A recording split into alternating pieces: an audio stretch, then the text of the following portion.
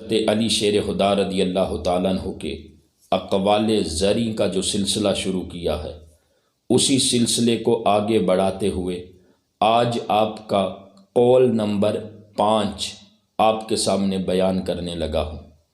حضرت علی رضی اللہ تعالیٰ عنہ نے فرمایا، علم کی خوبی اس پر عمل کرنے میں اور احسان کی خوبی اس کو نہ جتلانے پر منحصر ہے۔ یہ حضرت علی رضی اللہ تعالیٰ عنہ کا سنہری قول ہے۔ اب اس کو ہم تھوڑا سا سمجھتے ہیں۔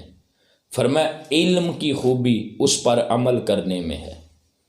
بندہ علم حاصل کر لیتا ہے، دن رات شب و روز جب محنت کرتا ہے، علم کے لیے تگ و دو کرتا ہے تو اس کو علم مل جاتا ہے۔ علم مل گیا ہے، مگر علم کی خوبی کیا ہے؟ اس پر عمل کرنا ہے۔ علم بندہ حاصل کر لیتا ہے، جب محنت کرتا ہے، علم مل جاتا ہے، مگر علم اس کا کمال یہ ہے، اس کی خوبی یہ ہے، علم کی کوالٹی یہ ہے کہ جو کچھ علم ملا ہے اس علم پر عمل بھی کیا جائے۔ علم ملا ہے، اس علم کو نافع بنایا جائے۔ تو علم نافع اس وقت بنتا ہے جب اس کے مطابق عمل بھی کیا جائے۔ تو فرمایا علم کی خوبی اس پر عمل کرنے میں ہے، اور دوسرا فرمایا احسان کی خوبی اس کو نہ جتلانے پر منحصر ہے، کہ اگر بندہ کسی پر کوئی احسان کرتا ہے، کسی کی مصیبت میں کوئی مدد کر دیتا ہے، کسی کے کام کاج آ جاتا ہے، تو حضرت علی رضی اللہ تعالیٰ عنہ فرما رہے ہیں کہ احسان کی خوبی یہ ہے کہ اس کو جتلایا نہ جائے۔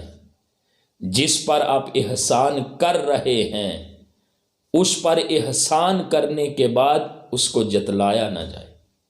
اب جتلانے کا مفہوم ہم اس طرح سمجھ سکتے ہیں کہ اگر آپ نے کسی پر احسان کیا، مصیبت میں کسی مشکل میں آپ کسی کے کام آئے ہیں، تو اب آپ اس سے امید رکھ رہے ہیں کہ وہ میرے ساتھ اپنا جو لب و لہجہ ہے وہ نرم رکھے، میرے ساتھ وہ ہر معاملے میں لچک پیدا کرے۔ تو اس طرح کے جو آپ کے ذہن میں خیالات آئیں گے تو یہ احسان جتلانے کے منحصر ہوگا۔ تو فرمایا احسان کی خوبی یہ ہے کہ احسان کریں، مگر احسان کرنے کے بعد اس کو جتلایا نہ جائے۔ اگر جتلایا جائے گا تو اس احسان میں کمال اور خوبی نہیں ہوگا۔ احسان میں خوبی اور کمال ہی اس وقت ہوگا جب اس کو جتلایا نہ جائے۔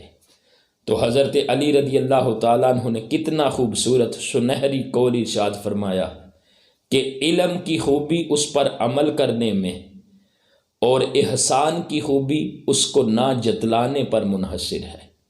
اللہ تعالیٰ اس طرح کے سنہری قول ہم کو سمجھنے کی توفیق عطا فرمائے۔